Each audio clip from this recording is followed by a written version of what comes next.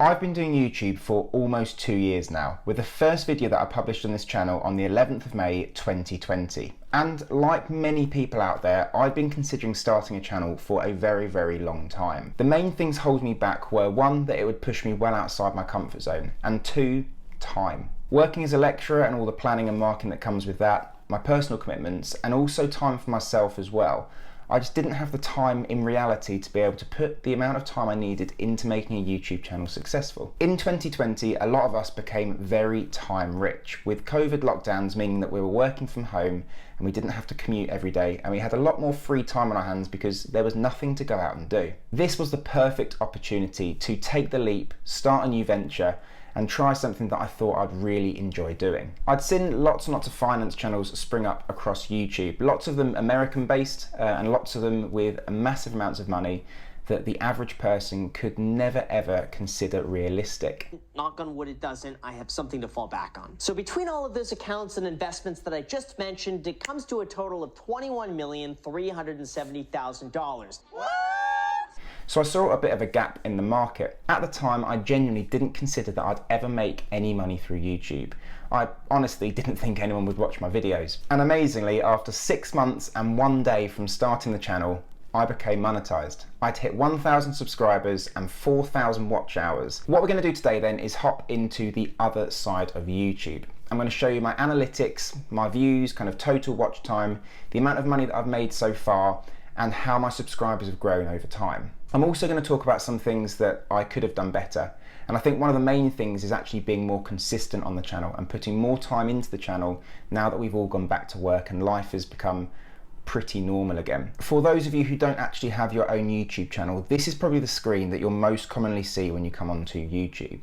You see your homepage, videos that are recommended to you, and kind of your subscriptions down the left-hand side. However, if you click on your name tag over here on the right-hand side and then go down to YouTube Studio, this is how you get into the back end of YouTube and you can see all of your analytics if you've got your own channel. So from this channel dashboard, you can see the overall amount of subscribers you've got. So I've currently got 4,257. It shows you how many have increased in the last 28 days. So I'm up 82, which is actually fairly low. And you can also break this down even further down here on the left-hand side by clicking through to your analytics. We'll start off then looking at my views, and something you'll notice very quickly is that in the last 28 days, I've only submitted or published one video. And that, I think, is the crux of the matter, and the thing that's really holding my channel back. It's that consistency, it's that time put aside every single week to make sure that you are planning, scripting, recording, editing, and then publishing a video. So you can see my views, if I've not published a video, they kind of hover around the 200 mark, so 200 to 300, some days down to 150, kind of a little bit low throughout that period of time. But you can see I've not actually submitted a video or published a video for 2-3 weeks before this point.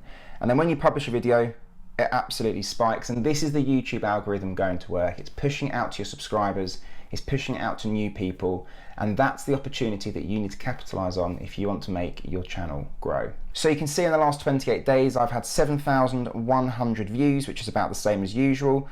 I've had 570 watch hours, 82 additional subscribers, and I've estimated revenue of £49.94. On the right hand side, it breaks down your views over the last 24 hours. So you can see it's fairly consistent between 9 and 20 until I submitted that, published that video where it spiked up to 119. And you can see ever since I've submitted that video, the kind of average views that I'm getting every hour is higher than the point previous. You can also click to see the live subscriber count, and what this does is it shows you your overall subscribers, and it shows down the bottom here your channel growth over time. So at the moment it's showing it across 28 days, and we know that this has increased by around 82 subscribers in that time. But if we extend that over the lifetime of the channel, you can see how my subscribers have grown over the duration of me having Your Average Investor.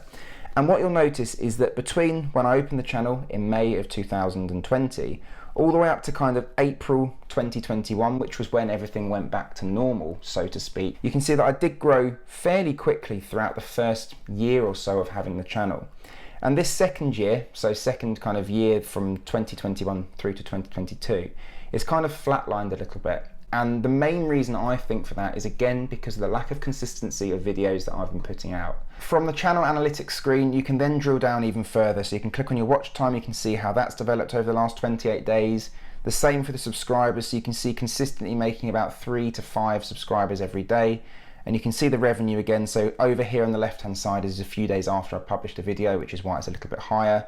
We haven't got the data for the video that I published yesterday yet, but I'd expect that to kind of, you'd see another peak because more people have viewed my content. Along the top, you can also drill down and have a look at the reach of your video. So this is a really important one as well.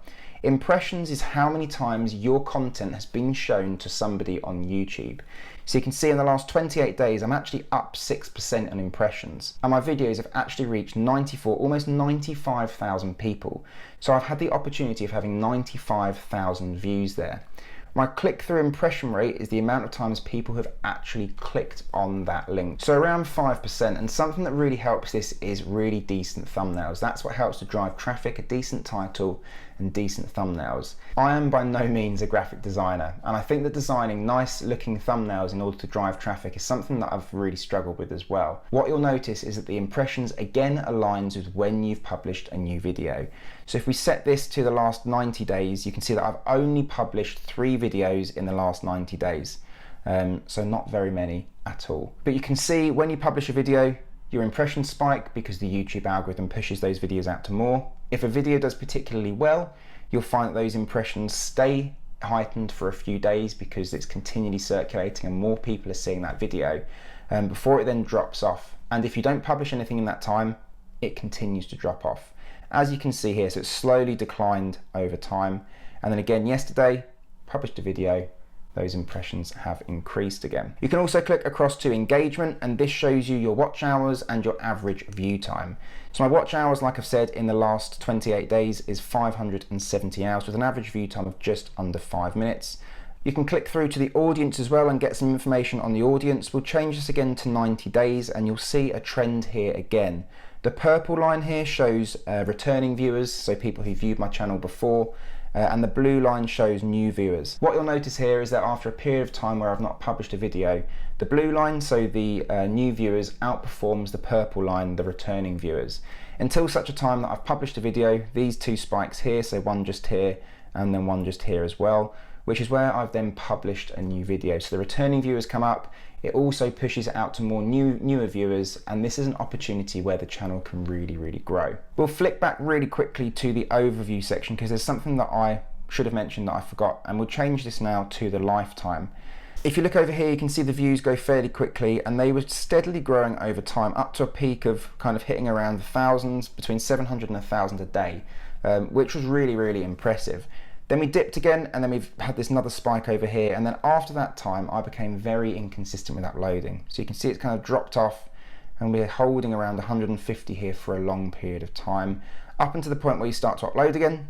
It obviously picks up again and then drops off again. So the key here really is consistency, and what I'm trying to say is I need to become, and I want to become, a lot more consistent with my uploads.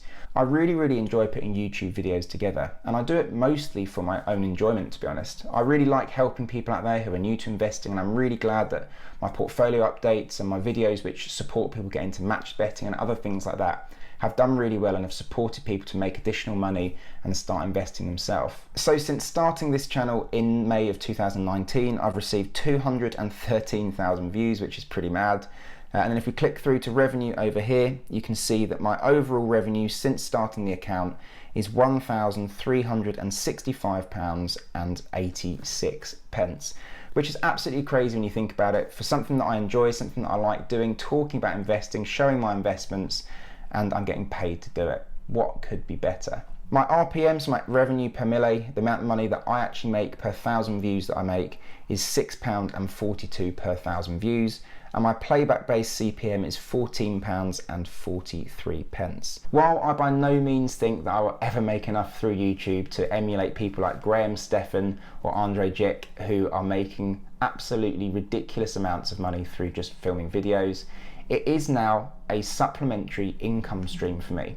And with the utilization of affiliate links, so my profit accumulator affiliate links, as well as other trading sites, I could make this into a fairly profitable small business. As I've said, the key here for me is 100% going to be consistency.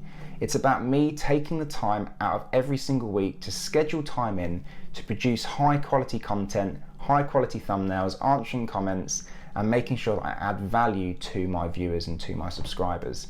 And that is something that I am going to target over the next year. So my challenge to myself, and I really hope I can stick to this, is to upload at least one video per week for the next 52 weeks until the beginning of the new tax year in 2023. And my main target is going to be to continue to add value to my viewers and to my subscribers by supporting with investing tips, by talking about Vanguard products, looking at ways to save and make additional money, and by talking about things like match betting to help you become more financially free. So if you are watching this and you haven't subscribed already, please help me out on this challenge. Drop a subscribe down below. Comment to let me know the sorts of content that you like seeing on this channel. Is it my portfolio updates? Is it me rambling on about nothing? Or is it me helping you make more money through processes like match betting?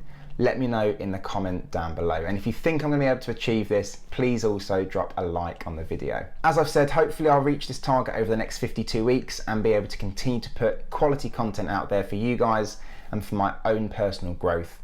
But yeah, stick around and see if it's something I manage to do, I guess. And with that said, I'll catch you in the next one.